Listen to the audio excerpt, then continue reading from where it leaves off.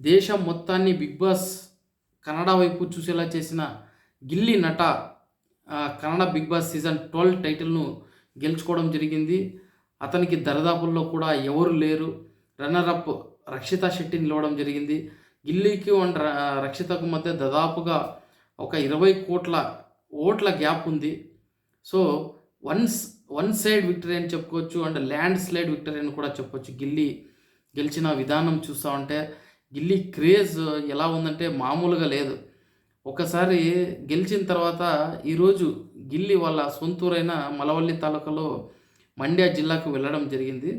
అక్కడ జనసాగరం అని చెప్పొచ్చు. జగన్ కానీ పొలిటికల్ లీడర్స్ కానీ ఎవరైనా ఒక పెద్ద పవన్ కళ్యాణ్ కానీ ఒక పెద్ద ర్యాలీ చేస్తే ఎంతమంది వస్తారో లిటరల్గా అంతమంది వచ్చారు. నాకైతే ఇక్కడ పొలిటికల్ ర్యాలీలకు కూడా అంతమంది జనాలు వచ్చింది నేను చూడలేదు అసలు. ఒక రేంజ్లో జనాలు వచ్చారు. జనసాగరం అని చెప్పుకోవచ్చు.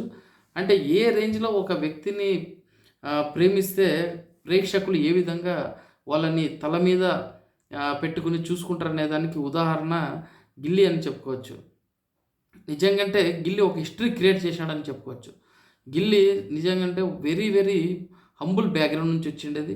చాలా పేదరికం నుంచి వచ్చి తనకు డైరెక్షన్ పైన ఇంట్రెస్ట్ ఉండడంతో డైలాగ్స్ చాలా స్పాంటేనియస్గా రాయగలడు. అవి సాధారణ జనాలకు కూడా ఆ డైలాగ్స్ రీచ్ అయ్యేలాగా ఉంటాయి. సో అలా బెంగళూరుకు వచ్చి అక్కడ చిన్న చిన్న పాత్రలు చేసుకుంటూ కామెడీ షోస్లో వర్క్ చేసుకుంటూ ఒక కమెడియన్గా మంచి గుర్తింపు తెచ్చుకోవడం జరిగింది. ఎన్నో షోస్ గిల్లీ లేకపోతే ఆ షోస్ రన్ అవ్వేమో అనే రేంజ్కు తీసుకెళ్ళడం జరిగింది. కొన్ని డ్యాన్స్ షోస్ చేయడం జరిగింది. కొన్ని కామెడీ షోస్ చేయడం జరిగింది. Gichchi Giligili and comedy Khiladis, dance Kannada dance లాంటి షోస్లో గిల్లీ లేకపోతే ఆ సీజన్స్ లేవు అనే రేంజ్లో గిల్లీ అక్కడ ఎంటర్టైన్మెంట్ ఇవ్వడం జరిగింది. తన ముద్రను వేసుకోవడం జరిగింది. సో వెరీ హంబుల్ బ్యాక్గ్రౌండ్, చాలా తక్కువ డబ్బులు. యాక్చువల్గా బిగ్ బాస్కి వచ్చేటప్పుడు స్టార్టింగ్లో బిగ్ బాస్ ఏవీలో కూడా తను చెప్పడం జరిగింది, నాతో డబ్బులు లేవు, అందుకే నేను బిగ్ బాస్కు వస్తూ ఉన్నాను. 6 నెలలుగా నాకేమీ వర్క్ లేదు, సో నేను డబ్బుల కోసం బిగ్ బాస్కి వస్తున్నానని చాలా ఓపెన్గా చెప్పడం జరిగింది. ఎక్కడ కూడా డ్రామా ఉండదు. మీకు నిజంగా చెప్తాను, నేను ఇన్ని సీజన్లు చూసిన 12 సీజన్స్ చూసినాను. కన్నడలో ఈ సీజన్ చూశాను, తెలుగులో దాదాపుగా అన్ని సీజన్లు చూడడం జరిగింది. ఏడవని కంటెస్టెంట్ లేరు. ఏదో ఒక టైంలో ఏడుస్తారు. బట్ గిల్లీని ఇంతవరకు ఒక్కసారి కూడా ఏడ్చింది చూడలేదు. అసలు మెంటలీ ఎంత స్ట్రాంగో నాకైతే అర్థం కావడం లేదు. ఏదో ఒక సమయంలో అట్లీస్ట్ ఒక కన్నీటి బొట్టైనా కార్చిండే చూసిన, అందరినీ చూసిన. తెలుగులో అభిజిత్ వెరీ ప్రాక్టికల్గా ఉంటాడు. అభిజిత్ కూడా ఎన్నో సందర్భాల్లో ఏడవడం జరిగింది. మరి స్టార్టింగ్ ఎపిసోడ్ శివబాలాజీ కూడా ఏడవడం జరిగింది. అండ్ కౌశల్ మంద కూడా ఏడవడం జరిగింది.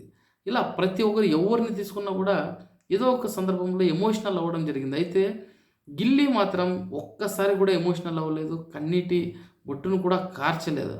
అంటే అర్థం చేసుకోవచ్చు, గిల్లీకి ఈ కష్టాలు ఏమీ కొత్త కాదు. ఇవన్నీ అనుభవించి వచ్చినాడు కాబట్టి గిల్లీకి బహుశా అలా ఎమోషనల్ అయ్యే పరిస్థితి రాకపోయి ఉండొచ్చు. ఎందుకంటే అవన్నీ ఆల్రెడీ చూసింటాడు లైఫ్లో. వాళ్ళ పేరెంట్స్ వచ్చినప్పుడు కూడా ఎమోషనల్ అవ్వలేదు, చాలా హ్యాపీగా ఫీల్ అయ్యాడు. మిగతా కంటెస్టెంట్స్ అందరూ కూడా ఎమోషనల్ అయ్యి ఏడవడం జరిగింది. సో జీవితంలో అన్ని కష్టాలు చూసిన వాడికి ఇవన్నీ పెద్దగా ఎమోషనల్ అనిపించవు. సో గిల్లీ వెరీ ప్రాక్టికల్గా ఏ సిచ్యువేషన్లో కూడా చాలా ప్రాక్టికల్గా ఉండడం జరిగింది.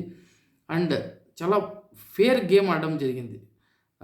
అందరినీ కూడా మెప్పించడం జరిగింది. ఎంతోమంది కర్ణాటక ప్రేక్షకులు చెప్తున్న మాట ఏంటంటే, గిల్లీ టీవీలో ఉంటే మేము హ్యాపీగా చూస్తాం, గిల్లీ కోసమే మేము చూసాం, గిల్లీ టీవీలో కనిపిస్తే మేమందరూ బాగా నవ్వుకుంటాం. రియల్గా అలాగే ఉండేవి డైలాగ్స్. ఎంత స్పాంటేనియస్గా డైలాగ్ డెలివరీ, మరి కామెడీ చేయడం కానీ, ర్యాప్ సాంగ్స్ పాడడం కానీ, అందరి హౌస్మేట్స్ అందరిపైన సాంగ్స్ పాడడం కానీ, ఒక ఎలా అంటే ఇక గిల్లీ లాంటి కంటెస్టెంట్ ఏ సీజన్లో కూడా రాడనుకుంటా. హిందీ బిగ్ బాస్లో ఒక కంటెస్టెంట్ ఆయన చనిపోవడం జరిగింది, ఇప్పుడు గుర్తు రావడం లేదు పేరు. ఆల్ టైమ్ ఫేవరెట్ ఎలా అతన్ని అనుకుంటారో, నిజంగా అంటే ఎంటర్టైన్మెంట్ పరంగా చూస్తే గిల్లీ ఇలాంటి ఎంటర్టైనర్ ఏ బిగ్ బాస్ సీజన్లో కూడా రాడు. గిల్లీ లాంటి ఆల్రౌండర్ ఏ దాంట్లో కూడా రారు. సకల కళా వల్లభ అనే గిల్లీకి పేరు కూడా ఇవ్వడం జరిగింది కన్నడ జనాలు. సో ఈ విధంగా గిల్లీ గెలుపు అనేది అందరికీ కూడా ఆనందాన్ని ఇవ్వడం జరిగింది. గిల్లీకు 50,00,000 కార్‌తో పాటు 50,00,000 క్యాష్ మనీతో పాటు 20,00,000 కార్ అండ్ కిచ్చ సుదీప్ గారికి కూడా 10,00,000 ఇవ్వడం జరిగింది. అలాగే రన్నర్ అప్ వచ్చిన రక్షిత శెట్టికు 20,00,000 క్యాష్ మనీ, మరి చిన్న చిన్న గిఫ్ట్‌లు 1,00,000, 2,00,000 అండ్ 1,00,000 రావడం జరిగింది. టోటల్ ఒక 23,00,000 ఆమెకు. ఇలా అందరి రన్నర్ అప్స్ కూడా ఎంతో కొంత డబ్బు ఇవ్వడం జరిగింది. సో మన తెలుగులో లాగా ఓన్లీ విన్నర్‌కి ఇచ్చి మిగిలిన వాళ్ళకి ఉత్త చేతుల్లో పంపించడం అయితే ఉండదు. అయితే నాకు తెలిసిన ప్రకారం మన తెలుగులో కొద్దిగా రెమ్యునరేషన్ ఎక్కువ ఉంటుంది, వీక్లీ రెమ్యునరేషన్. బట్ కన్నడలో తక్కువ ఉంటుందని విన్నాను. సో అది తక్కువే ఉంటుంది, ఎందుకంటే చాలామంది కొంతమంది చెప్పడం జరిగింది కంటెస్టెంట్స్ బయటకు వచ్చిన తర్వాత. మన తెలుగులో ఎక్కువ ఉంటుంది కాబట్టి వాళ్ళు లాస్ట్‌కి ఏమీ ప్రైజ్ మనీ ఇవ్వరేమో. ఇక్కడ స్పాన్సర్స్ ఎక్కువ ఉంటారు కన్నడలో. సో అక్కడ స్పాన్సర్స్ ఎక్కువ ఉంటారు కాబట్టి ఒక్కొక్క స్పాన్సర్ నుంచి రన్నర్ అప్‌కి ఎంతో కొంత అమౌంట్ ఇప్పిస్తారు. సో ఆ విధంగా బిగ్ బాస్ కన్నడ అయితే సీజన్ ముగిసింది. ఇంతవరకు లేని క్రేజ్ అయితే ఈ సీజన్ తీసుకొచ్చి పెట్టింది కన్నడకి.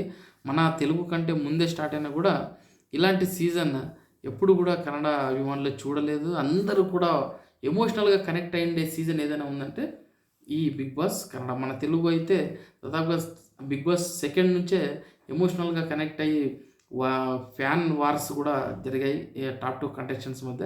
సో ఇక్కడ ఈ సీజన్కి మాత్రమే ఇలా జరిగింది.